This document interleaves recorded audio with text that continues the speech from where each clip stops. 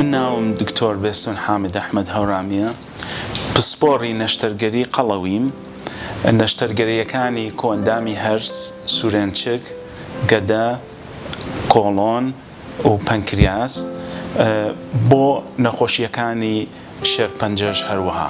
ڕۆژانە لە کاتژمێر 8 بەیانیەوە تا 4 ئێوارە نەخۆشە بینین. ئەو نەخۆشانەی لە شاری پزیشکی فاروق ئەیان بینین، بریتین لەو نەخۆشیانەی کە ئەیانەوێ نەشتەرگەری بکەن بۆ قەڵەوی، بریتین لە بچووکردنەوەی گەدە و هەروەها بچووکردنەوەی گەدە و نووساندنی گەدە بە بەشێک لە ڕێخۆڵە باریکە.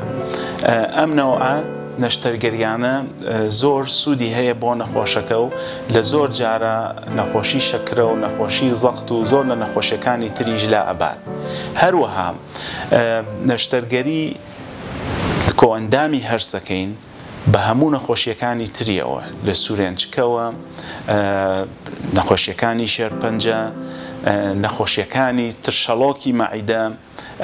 ئەم نەشتەرگەریانە بە جیهازی نازوورەکەین لە 3-4 کونی بچووکەوە بە ئەمەلیاتەکە و هەموو نەشتەرگەریەکە بە نازوور تەواوەکەین و هیوامان وایە لە داهاتوویەکی نزیکە جیهازی ڕۆبۆتیش بهێنین کە نەشتەرگەریەکان سەهلتر دەکات و نەخۆشەکان ئازارێکی کەمتریان ئەبێ دوای ئەمەلیاتەکان.